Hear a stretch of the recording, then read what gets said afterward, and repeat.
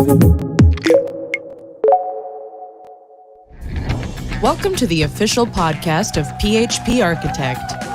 Join us to listen to the latest news and tech talk from our conferences, the magazine, and wider PHP community.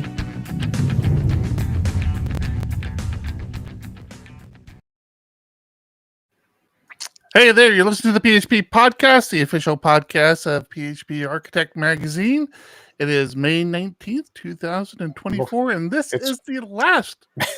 May 19th? Want to try that again? December Rewind. 19th? December 19th, 2024?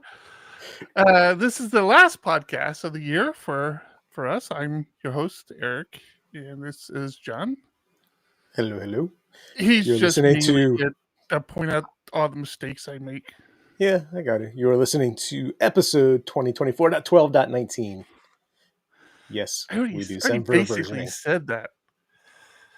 If you're interested in being part of the last episode of 2024, you can join us in our Discord at discord.phparch.com.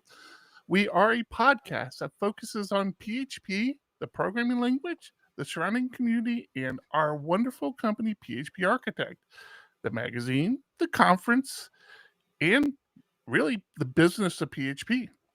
As well as we'll talk about tech and other things that kind of perks our interest. The show was made a little better thanks to some sponsorship by honeybadger.io, and we will share some more on them in a little bit. Besides that, I always feel like I'm forgetting something else. But you did a good job this time. Yeah, I think I got it all that time. Yeah. Once you realize we weren't in May, you're looking forward to May of 2025. I get it. Why would I be looking forward to May of 2025? What could possibly be happening? But we're not there yet. Soon. We're almost. You look at time as a linear thing, man. You got to understand, man. It's not. That's how the man wants you to think, man. But time is not linear, man.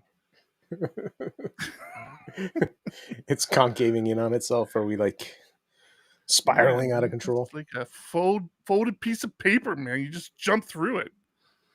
What's happening in May, John? We have a wonderful conference that you pointed out. PHP Tech will be happening in May. For those that are asking, I've gotten a couple emails. When are we going to select speakers? We are actively working on it. It's not easy. And yes, we could just grab a bunch of speakers and throw them in there and say, this is it. But no, we are going to take our time and try and make sure we're giving you the best possible experience.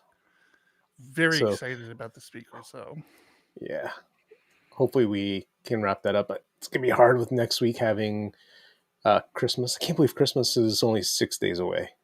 It's incredible. For those that celebrate, Merry Christmas, Happy Holidays to everybody else, whatever you celebrate. Yeah,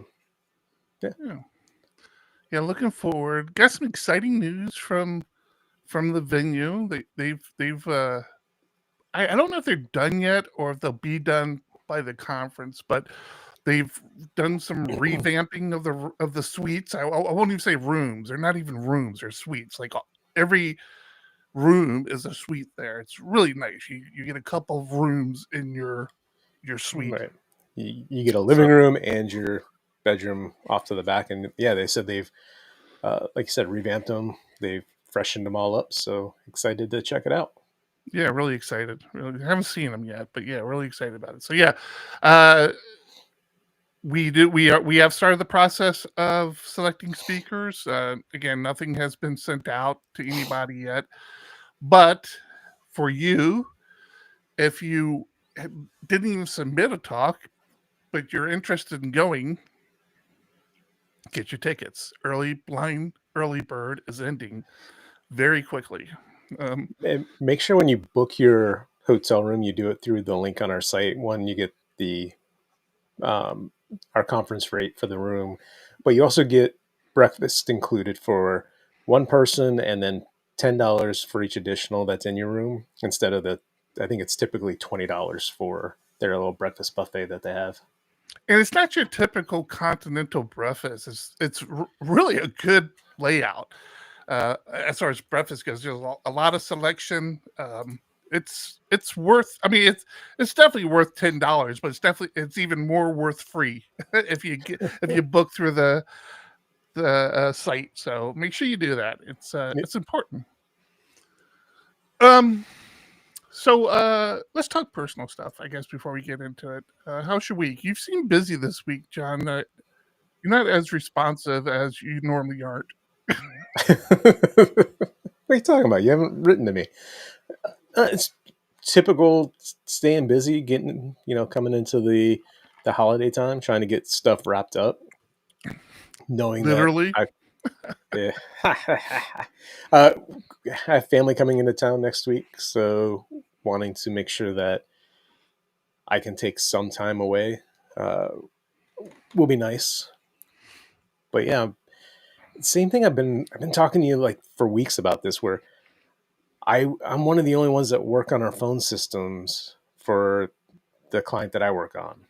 So when I'm coding, especially for the phone systems, there's often two parts. There's the web part and the phone part, and having to do these late night releases to make sure I'm not impacting people on the phone is hard, because last night I went to a holiday party and had to come home inebriated and release and code. Nothing could possibly go wrong there. Can't go wrong at all. How I prefer to release code is pretty much drunk off my ass. Well, what I feel bad about is our release manager who normally handles it, earlier in the night, lives on the East Coast. So by the time I'm doing these releases, it's 2:00 in the morning there. Yeah. Mm-hmm. And they asked me, I have this PR that I want to release, but it hasn't gone through CI yet. Can you release that when you do your other stuff tonight? I'm like, sure, I got that. Yeah. I merged it, not realizing that they didn't change it to target the production branch. They were targeting develop. Mm-hmm. I had already changed all of my stuff to target production. So I knew just merge and I'm ready to go. So yeah, I wake up to a note this morning saying, hey, I'm releasing that PR. And I'm like, oh, what did I screw up? And they told me, yeah, you just didn't bring the develop branch in. I'm like, wasn't expecting that. That's on me. Huh. Oh, John. Yep. And this is why we don't let you work on any of our clients. Just kidding. How about you? How was your week? Pretty well. I've been spending a lot of time with spending more time than usual with our mobile developer. Getting a little excited because we're getting to the time of the year where we're starting to like massage some ideas for the conference. We have the mobile app we release at the conference, and so I've been talking to him about that a little bit, but doing well. Yeah, had some okay. We're PHP Architect. Obviously, most people know PHP Architect from the magazine and the conference and books and maybe even a little training.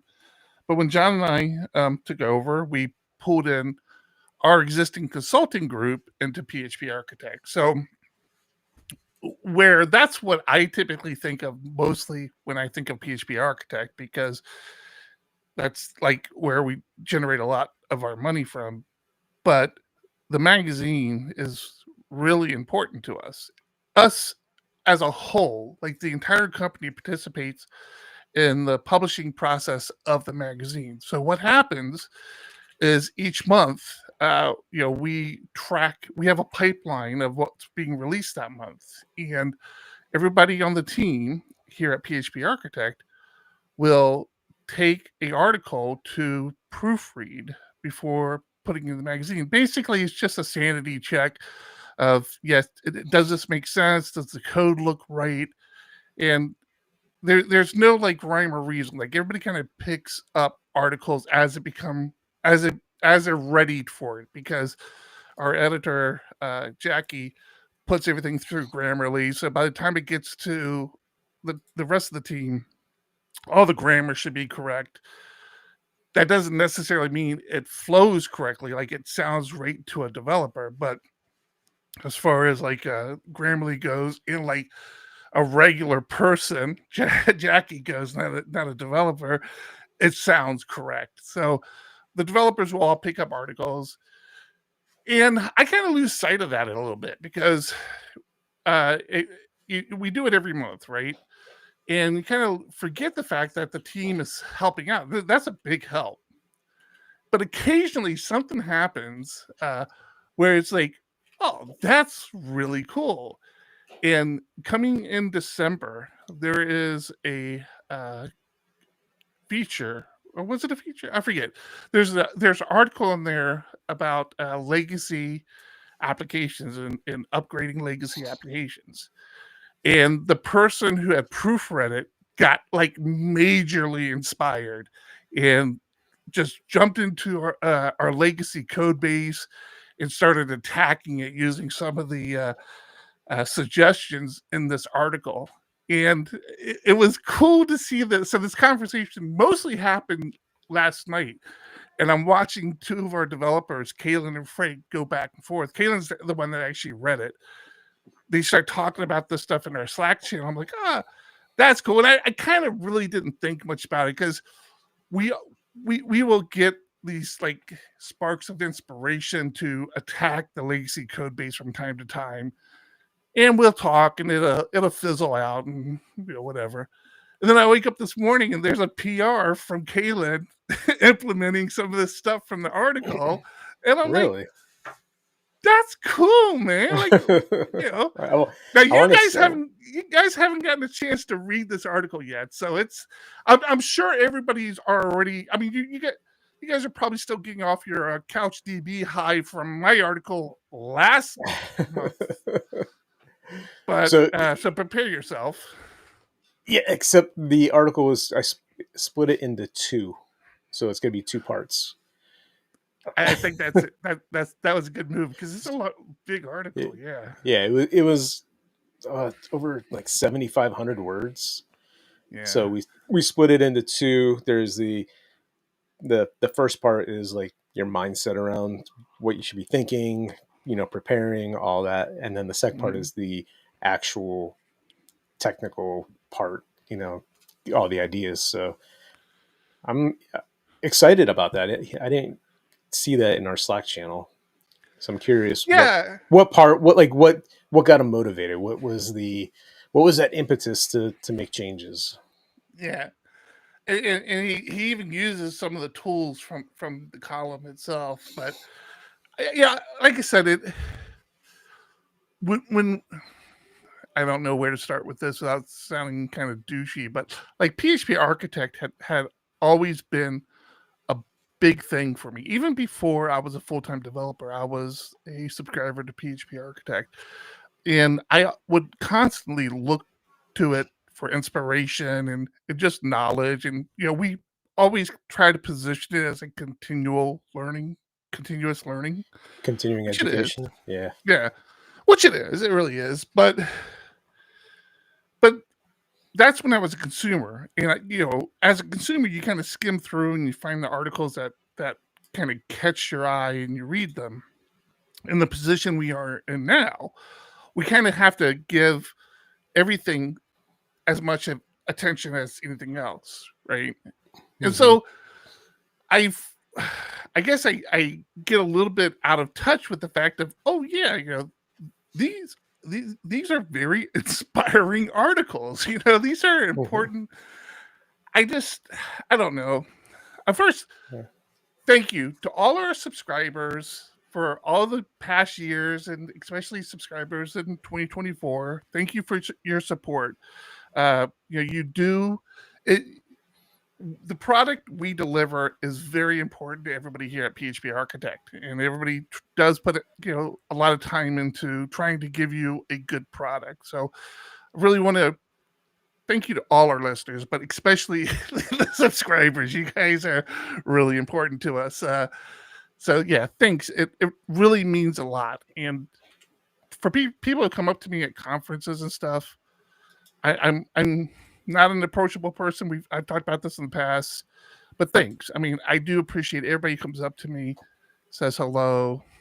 I mean, it does mean a lot. It's really something I find myself reflecting on a lot when I'm coding or just sitting here and think about people I've met at conferences. So appreciate all you. You guys are all pretty awesome. You're supposed to do this 3 weeks ago at the Thanksgiving episode. Just kidding. Carry on. What? You're thanking all our subscribers and everything. I'm like, this was supposed to be 3 weeks ago at the Thanksgiving episode. It's Gotcha. just supposed to be funny. Ha ha. It's the end of the year, man. You know, it's a time of reflection. I like it. So, fun thing. We had a previous podcast, PHP Ugly, where we did the weekly podcast. So I shared a lot of stuff there, more than we did on the PHP podcast, which historically we kind of kept really focused on the magazine and what we were doing in the magazine. Now we've kind of broadened that. But if you weren't part of that, something about me is I tinker a lot and I do a lot of weird shit with like keyboards. So I have a split keyboard called the Kinesis Advantage 360 with the concave keys. I love this keyboard. Absolutely love it. And Chris, what's Grumpy's last name? Hargis. Yep. Hargis. Chris Hargis got me stuck on this concept of home row mods. I'm a horrible typist. Matter of fact, just in general, my grammar is absolutely horrible. But I never learned how to type, which is weird because I love the keyboard. I hate reaching for my mouse. But he tweeted or something about home row mods, and I started using it, got completely addicted to it. The current I almost used the character name of current wife. I said I wasn't going to do that here, but my wife, who spends a lot of time behind a keyboard as well, she's been having some tendonitis or carpal tunnel syndrome, right? Mm-hmm. And so she's looking at getting a more ergonomic keyboard, which I geek out on. I've gone through so many like very nice keyboards. Like I said, the 360 has been my daily driver for the last couple of years. I had the Advantage 2 before that. I played around a little bit with the Moonlander, but so I'm pitching these like keyboards to her, and I think she's going to get a keyboard with that has a little tilt to it, that has the split to it, which I told her the split and the concave keys have made the biggest difference to me because I'm a bigger guy with big monkey paws. So being able to like spread my keyboards out and get them, in the position where my hands lie naturally have been very helpful. But I'm trying to sell her on the home row mod. I'm like, listen. She's not going to care about that. No. She's already made that very clear. But that doesn't stop me. If I gave up the first time, I would have never married the woman. I mean, it takes a lot of, bugging her to give it a chance. But you don't need it. What are you talking about? You absolutely need it. It's a complete game changer, man. It's a game changer for developers, especially those that know Vim. I agree there. But the average person is no. You're so wrong. You think? I mean, how often do you reach for your control key? How often do you reach for your shift or your? I see. I reach for it, but like my control key, I use this part of my knuckle. Like I just roll it on there, and then my other keys, like I just tuck my thumb under for the other two. Like I don't really have an issue getting to them. I actually have to see where the control key is on like a normal keyboard, because on the 360 it's in a really weird position. So the control key is like over here, right? So it's not at the end like it is, and you're holding it upside down, which makes it even harder to know where. Yeah. Well, but for yours it's like ironically that's how I type upside down on the keyboard. So yeah. Now I've never been much of a pinky guy. I can't. I mean, even now, like to do the double quotes, I still have a tendency to shift my hand over. I don't use the pinky. So yeah, but no. So if you don't know what the home mod is, basically it's your home row, and you just map the Home row keys. being your ASDF HJKL. Right. Not H, Exactly. JKL semicolon. Right. And you map these to your well, you can map them to whatever you want to map them to, but you basically map them to your function keys on your keyboard, where for me, if I press and hold the J key, it turns into the command key, or on a Windows machine, the Windows key, and K for me. Well, so they're mirrored, right? Whatever you do on the right, you do on the left, right? From in to out. So the K, D key, if I hold them down, they're control. L is shift, and A semicolon is alt. So just having that there, I don't know, man. I think everybody can benefit from it. TJ Miller caps lock. Did you see? Oh, let me find this. I gotta find this. I don't even know if he's on X anymore. I think he's on X. TJ Miller got a new tattoo. Oh yeah. Which I actually TJ Miller, I think, has designed my next tattoo. Oh yeah, it's on here. Oh yeah. Check this out. Let's share this. Check out TJ's new tattoo. That is permanently in his skin now. Caps lock. Yeah, he gave me the backstory on it a little bit. It was very, very cute, very funny. It's not what you probably think it is. Well, it is probably what you think it is, but anyways, yeah, he got it So tattooed on his fingers. listen to this. What is it? Slightly caffeinated podcast. Yes, yeah. For Check it context. out. Oh yeah, let me. Where is that at? It was on that same post. Yeah, slightly caffeinated. Let me get there. That's TJ's, and another really cool guy is opening up over here. Chris, I don't know how to pronounce his last name. GMYR. Anyways, those two dudes, slightly caffeinated. Listen to it after you listen to ours. You got to make sure you listen to ours first, because we have a sponsorship deal. What's it called? Affiliate deal. Well, affiliates. Yeah. We're affiliates to them. So you want to listen to us before you listen to them, so we get the affiliate link. That's a joke. Just ignore me. But yeah, he talks about it a little bit there. So yeah, check it out. Great guy. I really enjoy TJ. Awoods brings up using caps lock as escape, and I've seen people do that, but again, I've never had an issue getting up to the escape key, just bumping up and just hitting it real quick. I think it's more so again, back on this keyboard, the 360, there is no cap locks. It's actually they actually put the escape key where the cap locks key goes. That's there. I didn't do that.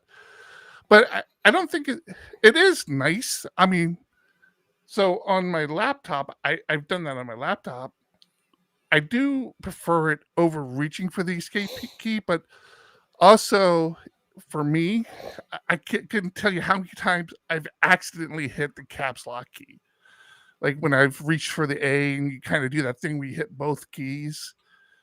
So it definitely helps with that as well. I for sure would recommend, to TJ's point, we kind of had a conversation about this over Telegram. Like, you don't need, like, why is there still a caps lock key on keyboards? Like, who uses this? What psychopath uses it? All of our parents to type a message. This is the point. You need to stop enabling them and just take it off keyboards altogether. And to be fair, the 360 still has one. It's down here. I haven't even bothered remapping it because it's like in a spot where I don't even accidentally hit it. It's just kind of a useless key for me. But yeah, 100%. Look at home row mods. Remap your escape key to either. So TJ does something interesting. He remaps his to, if he taps it, it's escape. But if he presses it and holds it, it becomes a control key. So kind of like the home row mod, but for the caps lock key, he does it for. So I don't know. I might have to think about doing that. I don't think I would think about it though, because like I said, with my control key being D and K now, I mean it's just like there's no finger travel anymore because that's where my fingers already are. So yeah, even reaching over to the escape key doesn't make sense. Yeah, there's that. All right, so we got bad news in the world. What of is the bad news? PHP? There's new malware out there. Malware? Malware. Malware? Malware. Yeah, malware. Before you move on, you gotta do me a favor. I've never noticed it before, but your video is reversed. I might be able to fix that. Yeah, it's just a little thing up there where you can mirror it. Oh, I think I can actually do it for you, can't I? Yeah, yep. You're like, hey, you did it. That's weird. I never touch that. And then every now and then it goes wonky on me. I don't know what's going on there. I was noticing it when you're holding the keyboard, not when I was reading your hat. I don't know why. Oh, that's weird. Yeah, I can't really see. I got too much of a glare when I try to look at the keyboard. All right. So malware. Appreciate that. Malware. All right. So first thing I'm going to say, I've looked at a few sites about this malware. It's very clickbaity because it says it's malware that exploits popular PHP frameworks like Laravel and ThinkPHP. First of all, what's ThinkPHP? Great initial question. I didn't realize that was a popular PHP framework. Maybe I'm a little out of touch. No, they meant the town. Don't go there. Don't do it. Don't do it. I forget what it's called. You don't think David would like it? Wasn't that his name? I don't remember his name, but I don't remember the framework name either. Come on, A Woods. I saw you in there. What is it? I don't know. I was saying just move on. I was just kidding. Oh, okay. A Woods, I know you're in there. I know you know what it is. You put it in there yet? Nope. Okay. So everything I've read about this, there's nothing about it that is specific to the frameworks. It seems to be an exploit of just PHP sites in general and servers that are running PHP. So the exploit isn't in PHP itself. It's just getting the package on a server that runs PHP and it has all this bad stuff in it. I haven't found anything on how to check for it, how to correct it. I don't know how bad of a problem it is, but it's bad enough where the exploit is called Glutton. If you're not watching the video, you're listen to the audio. By the way, all these links will be in the show notes on the PHP Architect website if you're interested. But the exploit is the malware. The malware is called Glutton, and every time I've read the articles, all the articles I read, there's nothing specific about any framework. Laravel, it touches on Laravel, ThinkPHP, Yi. There was another name they kept throwing out there. It just all seems to be around the fact of, oh, hey, if it gets this package on the server, it installs all these backdoors, gives it this functionality. I'm like, yes, but the vulnerability isn't in. Stop saying it's a Laravel thing. It's not Laravel, at least not from what I've read. Feel free to correct me, listeners, if anybody knows of anything different. But I could not find an article that talked specifically about why it's tied to frameworks. So it is out there. It is an issue.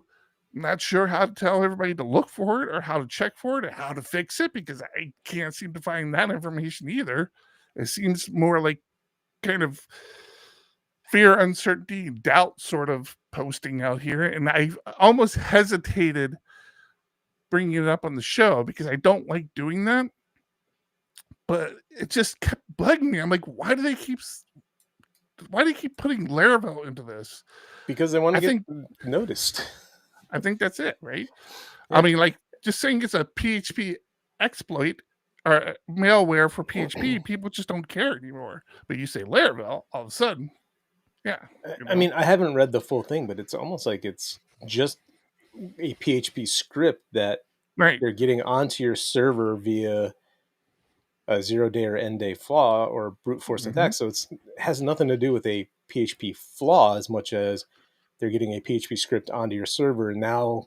But if you could do that, of course you can have a backdoor onto somebody's server or collecting sensitive information. I mean, Right. that's any language. That's not PHP. Right. Yep. Yeah.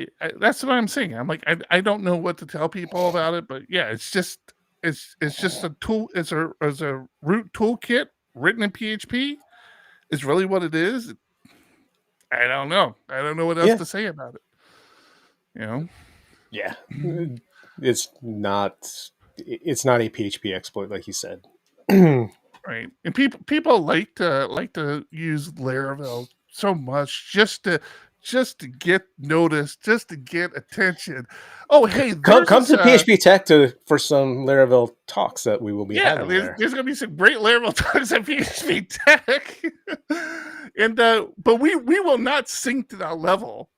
Moving into the next article, there was a new extension for Laravel. Okay, no, I did actually have this on for a reason. I don't remember if I talked about it after Laracon. You did. I did. Okay, Yeah. So Laravel, the company, has made their own extension for VS Code, which is cool, right?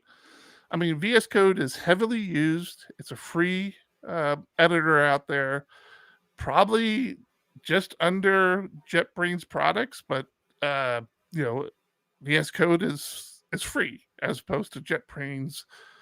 We're going to get back to the cost of JetBrains here in a second, but let's just go with JetBrains cost money. It's really cool to see that they did this. I would love to see more companies do this. I think Symfony might do an extension as well, but don't quote me on that. I did need to look that up. Yeah. So the official beta version of this extension is out, and it's cool because it's really addressing a lot of things that are unique to the framework that they, I guess, felt like wasn't being addressed well enough. Great thing about open source, right? We can do things like this. So they have a lot of things, but the really cool thing is they have integrations, or not integrations. I guess they have, I don't know what you would call it. They take in consideration things like inertia, Livewire. I know I saw Livewire in here somewhere, but these little kind of pieces that it's like, oh yeah, these sort of, if you find a good extension, typically it's more generic PHP, or if somebody tries to do one specific for Laravel, kind of goes out of date fast. I know there's a Laravel plugin for Vim that I stopped using because it's not keeping up. And I'm like, okay, I don't get enough use out of this. So yeah, it's out there. If you're a Laravel person, if you're a VS Code person, the extension is out there in beta for free. Really cool. I found it interesting. This extension will occasionally boot your app in the background to collect information about your app for use in autocompletion, linking, hovering, and diagnostics. What? Where do you see that at? It's at the top of that GitHub, the please note. No, I looked right past that every time. Yeah. Down, right under please note. Oh, interesting. I wonder what that means. Well, maybe figuring out what commands you have, so making it easier to run those. I don't know. Yeah. Well, Just I mean, it's for autocompletion linking. I don't know. Yeah. Yeah, I'm sure probably if this extension does it, I'm sure a million others do it as well. including probably let's lead into that, including something like CodePilot, which is I know I have this open somewhere. Okay, we'll open it again. Fine. CodePilot, if you're not familiar, is GitHub's AI tool, and you used to have to pay for it. Not anymore, apparently. Apparently, Copilot is free. I guess it was free. I don't use VS Code. I know we just came off an article about VS Code. I use PHP Storm. If I don't use Storm, I'm using just straight Vim. I don't need to get into it. I just couldn't keep up with so many IDEs. VS Code's a great product. If I ever didn't want to pay for JetBrains products again, I would probably install VS Code. But yeah, Copilot's free now. But is free only in VS Code for some reason? So that's what I kept getting confused on. If you look at this article, yes, but then you read on, and it's also free if you pay for a GitHub account. So it's not just VS Code. If you pay for a GitHub account, you'll also get it for free now. I meant to highlight that before the stream, and I forgot to do it. But trust me on this. It is in here somewhere. Yeah, so VS Code and paid GitHub accounts get it. Which I guess we're not a paid GitHub account anymore, are we? We never did after Diego Dev. I don't think we pay for GitHub anymore. I think we do. I'm not sure. Now you have me curious. I don't think we do. Let me know. I'd be curious to know. Yeah, we pay. Our next payment is due January 10th. God damn, it's so expensive. Now that GitHub is part of it, maybe it justifies, or not GitHub, Copilot is part of it. Maybe it justifies it a little bit. Speaking of free, and speaking of IDEs, WebStorm in Writer is the Rails IDE. I think I forget which one Writer is for. Are now free. Well, free for non-commercial use. This is the JetBrains product, and I hear you, JetBrains. Stop saying with the quotes in the air, Eric. It's just for non-commercial use, and if you're using it for commercial purposes, you need to pay for it. And the reality of it is, if you do this professionally, just pay for the goddamn thing. It helps support the ecosystem. You don't want to code for free. Don't use the goddamn product for free. If they ask you to pay for it, just pay for it. We do it all the time. We pay for things people don't even ask us to pay for. So just pay for stuff. I'm a big supporter of that. I live in this world. I know how hard it is to make money. Don't feel bad if you are using it for free and you don't get paid to do your coding. I'm not trying to guilt shame people into that way, but I'm guilt shaming the people who make money and don't pay for shit. Anyways, Nelson says writers for .NET. Writers for .NET. Okay. Anyways, yeah. I forget the Ruby one is, but anyways, yeah. So it's now free for non-commercial use. Pro tip, for PHP Storm, which is Python, their Python IDE has a community version for free for non-commercial use and a paid version. PHP Storm does not, as of today, have that. But what it does have, I assume all the other IDEs have it as well in JetBrains Suite, as they have what's called an EAP, Early Access Program. If you sign up for the Early Access Program, you can get those versions of PHP Storm free. You're on the bleeding edge at that point. This is basically them releasing all the latest, greatest. A lot of times, like plugins will stop working if you're on the EAP because the plugin developers haven't caught up to it yet. But if you need PHP Storm, if you want PHP Storm, that's a pro tip on how to get it for free. Yeah. So yeah, that's that. I'm very confused. We are on the free tier of GitHub, but we pay almost $200 a month for it. What? Are you sure? Are you sure So that's not the projects we support? When we go to compare plans, it says we're currently on the free tier, but in our billing, our current monthly bill, and then our next payment due is January 10th, meaning we're paying. So now I'm very confused, and I gotta go figure that out. Thanks for giving me. Why do you figure that out? Why do you figure that out? Let's talk about another great thing to pay for, and that is monitoring. Thanks to our friends at Honey Badger. Splunk like querying without having to sell my kidneys? Nice. That's a direct quote from someone who just saw Honey Badger Insights, the new observability tool from the folks at honeybadger.io. Insights is a fresh approach to logging, performance monitoring, and observability. It's a bit like Splunk, Datadog, or CloudWatch logs, but with just the good parts and a reasonable price tag. Honey Badger helps you gain deeper visibility into what's happening inside your applications, letting you drill down into the details and step back to see patterns in your data. You'll love how easy it is to query your logs and events and create quick charts and dashboards. The best part is that it's available on Honey Badger's free tier as part of their comprehensive monitoring suite, which includes error tracking, uptime monitoring, status pages, and more. Get started for free, then pay as you grow, or choose a 30-day free trial to unlock the full power of Honey Badger right away. To get started, visit honeybadger.io/plans. That's honeybadger.io/plans. Thank you, Honey Badger. Thank you, Honey Badger. I figured out what we're paying for. What are we paying for? We're not paying for GitHub. We sponsor packages. We sponsor open source packages through GitHub. And again, we get paid to do PHP for a living. Open source maintainers do this, out of the goodness of their hearts. So we try to give back a little bit where we can.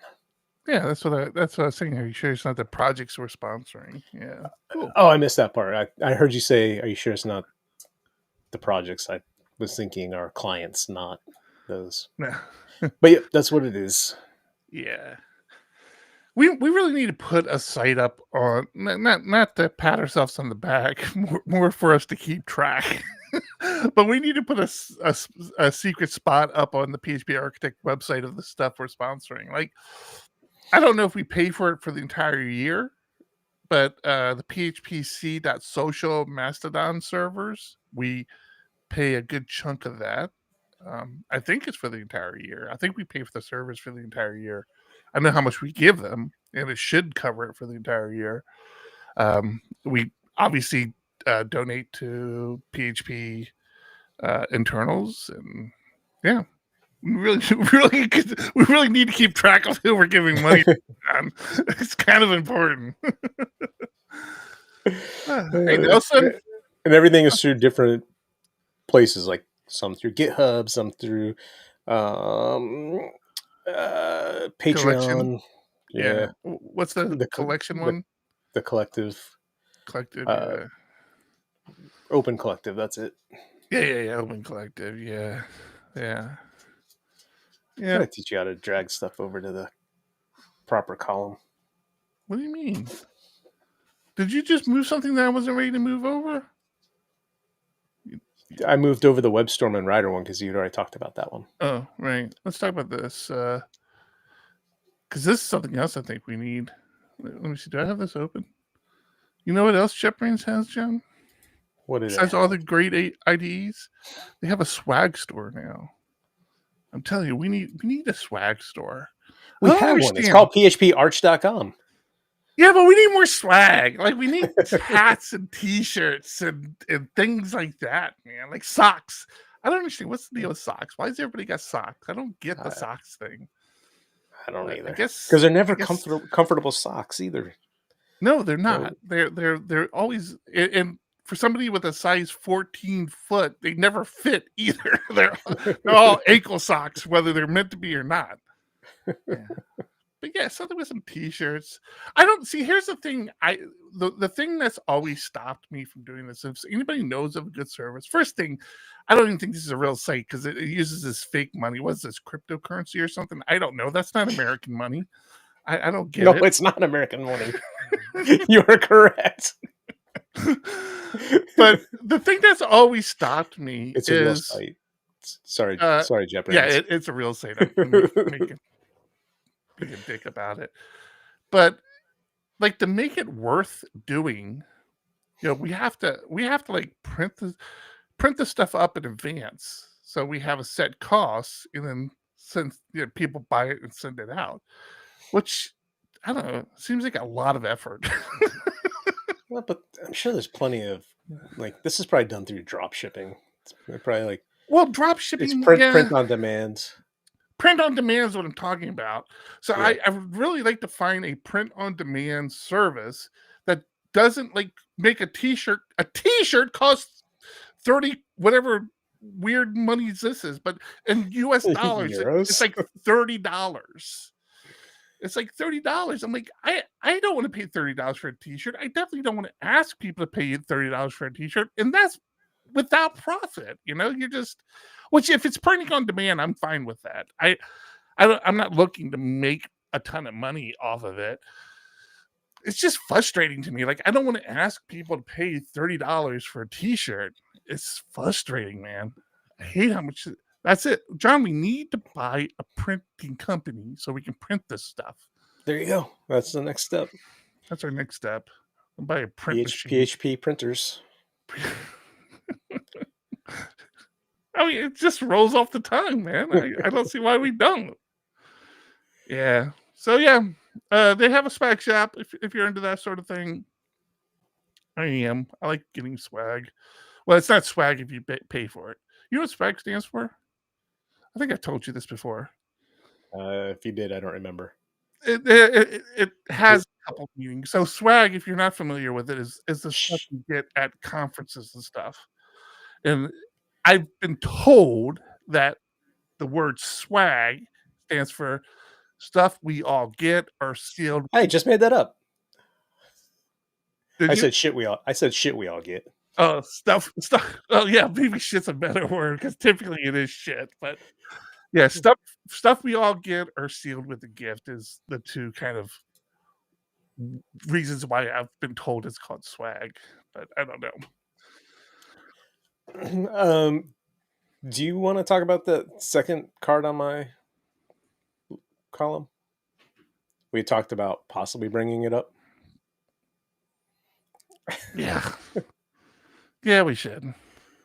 All right. I don't know why you hesitated. Yes, John, we 100% should talk about that.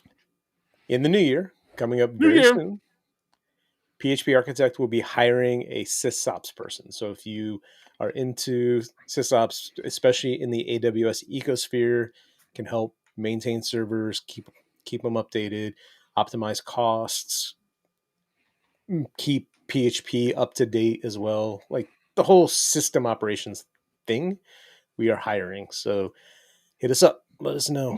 Not like AWS. AWS is the absolute requirement. I didn't mean to say like AWS. But... yeah.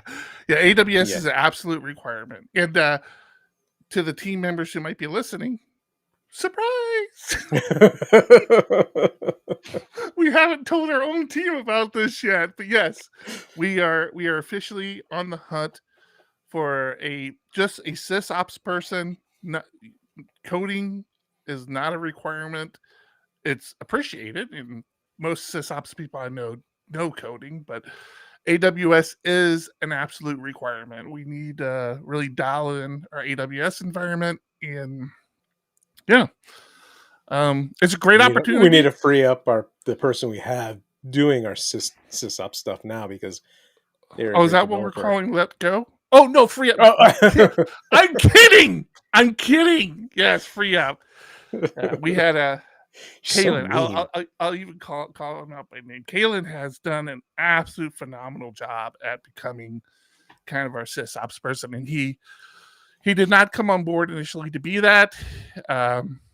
I definitely know he wants to code more, but there's no time for him to code anymore. I mean, the guy is literally working on servers almost all the time. Servers are migrations, and we have a lot that we need to do. And again, great opportunity if you're into this. If this is something that you're good at and you want to do and you're passionate about, let us know, because we've been doing just enough to keep our heads above water. We've been doing just enough so that our we're not doing anything bad for our client and trying to push our clients forward. We really need somebody to come in and kind of take the reins and just make that their focus all the time. So if that's you, if that's something that interests you, reach out to John and I on Discord, on any of the socials, email us. We'll probably should even create an email address for this, but we haven't published this anywhere. So you're in the know. You're already in their circle by finding out about this and letting us know. Mm-hmm. Jeez. What else do we got? You were Whose talking idea about was that? what's that? Hiring somebody? Yeah, Yeah. because that's I'm pain. always very self-conscious about it. Like, I'm very protective of our team. We just hired a new mobile developer, and it took us a very long time to get there. But I'm very protective of our team, and I don't like bringing in new people. The whole slow to hire, quick to fire. We could probably be a little quicker to fire, but slow to hire is I'm 100% on board with, and we should have our new hire come on the show and just put him on the spot and see how he feels. Like how because it's been so long since I've worked anywhere else. Like, I don't know how good we are at doing what we do, or just making people feel welcome. So, yeah. Yeah, I get that. Okay. So what you're saying is Brooks will be on the show next week or in 2 weeks? Maybe. I don't think I've ever actually used his name before. Yes. You haven't, but Yeah. I think it's fair. We use everybody else's name. I mean, yeah, exactly. They're all pawns in our little world of chat. So John.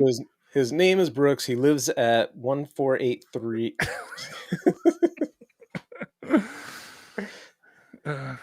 Yeah. I just made those numbers up. I don't know what that is. So Thanks, Kevin. I don't know why you would say such a thing, but I appreciate Kevin says we are amazing people. Oh, you weren't talking about us, Kevin. Oh, that makes much more sense. So we're taking next week off. Be back here in 2 weeks, which I think is January 2nd. I believe you are correct. Every once in a while, I can be correct. Is that your way of ending the show? Are we ending the show? We're getting close. Yeah. Tomorrow night, I'm taking my kid to a scouting event that goes from 10:30 p.m. to about 12:30 a.m. Mm-hmm. They're playing broom ball. So basically, go to Poway Ice and play some game on the ice without ice skates. You're just in shoes and just slipping and sliding and hurting yourself. Is it the whole? Yeah, that sounds weird. What the hell is Poway Ice? Where the hell is that? In Poway, there's an ice rink off of Stowe out there that I didn't know was there until my kids started playing ice hockey a few months ago. It's always been there? Yeah, it's been there for a long time from what I can gather. What? I lived in Poway for so long. I mean, there's one in Mira Mesa that I didn't know was back there. I did know about this. You know who? That's the practice facility for the Gulls. Yeah, yep. Well, why did you just say that? Damn it! I didn't know that. I didn't think about that. I didn't realize it was open to the public. Yeah, so that's where the kids that are starting, they get like Little Gulls shirts. Like they start out, practicing. So the Gulls, Doing for drills. those of you out there, they're the minor league team for the Anaheim Ducks, I believe, in hockey. Oh, So oh they're really? the hockey minor league team. Yeah, I'm pretty sure it's one of the LA teams. Is either the Ducks or the Kings. I'm pretty positive it's the Ducks. But it's weird being in Southern California how popular hockey is. Like, we have malls that have ice rinks in them, and all year round. Like, even in the middle of summer, there's an ice rink in this mall, and it's crazy how popular ice hockey is here in Southern California.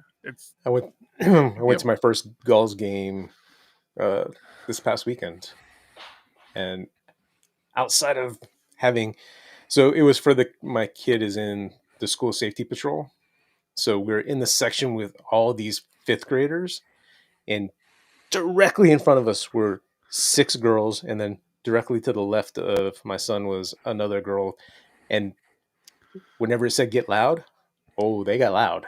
They screeched. And it was just like, oh my God, there's just too many of them. Much like minor league baseball, man. It's a great cheap way to see some good sports. Mm-hmm. When I lived in OB, which is do they still play at the sports arena? Yep. Okay, so I lived in Ocean Beach, which is the beach right next to the sports arena, and the wife and I used to catch Gulls games, and had a blast, man. I'm not even like a hockey person. Like, I don't know all the details about hockey or all the rules around hockey, but definitely enjoy watching that. Hockey and basketball, that constant movement, I really enjoy that. Yeah, it was exciting. We're going to be going back here soon. We've already made plans. Cool. All right. So real quick go ahead. On hockey, one more minute. My younger son, who's now playing hockey or whatever, he's not actually playing games, but going through the drills. He's sitting there at the game, and all he wants to do is watch the game. And with all the girls screeching and standing up because all they want to do is be on the Jumbotron, he's like constantly, like, I just want to watch. Get out of my way. Poor kid. Yeah, you get some crazy fans too. We've been to Gulls games where people just slamming the glass, screaming all sorts of obscenities, and it's fun. I enjoy it. All right. Cool. Well, I think that's it. Yes. Thank you, everyone, for hanging out with us. Happy holidays again. Can't believe it's already holidays. Merry Christmas. Yeah, exactly. Thanks for a great year of support again from our supporters, our subscribers. We do appreciate you. Everybody who attended Tech, obviously, appreciate you as well. I think that's it. Thank you for being in our sphere, our community. We appreciate it. Yeah, we do. Thank you for letting us be a part of your community. That's the big thing. Mm-hmm. All right, that's it. We're going to wrap it up. Keep coding, keep reading, keep listening, keep watching. Keep coding. Yeah. Keep PHPing. Keep PHPing. Keep peeing. Keep it. Make sure you pee. Pee every day if you can. Maybe a couple times a day would be good. And please stop looking over my shoulder. What? Bye. Bye. Oh, I'm supposed to click something, aren't I? Hold on, wait a minute. Bye! You're supposed to click something. Stop looking over my shoulder. This has been PHP Podcast, the official podcast of PHP Architect, the industry's leading tech magazine and publisher, focused on PHP and web development. Subscribe today at phparch.com to see what the leaders in the community and industry are talking about.